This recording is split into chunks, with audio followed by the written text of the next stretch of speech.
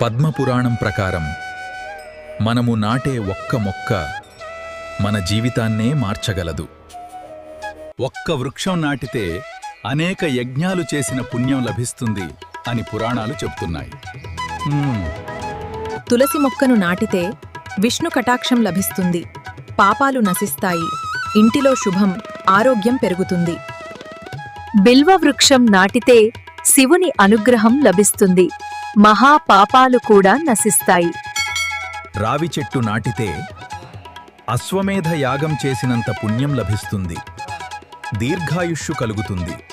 వేప చెట్టు నాటితే ఆరోగ్యం మెరుగవుతుంది, రోగాలు దూరమవుతాయి, ఇంటిలో శుభవాతావరణం ఏర్పడుతుంది.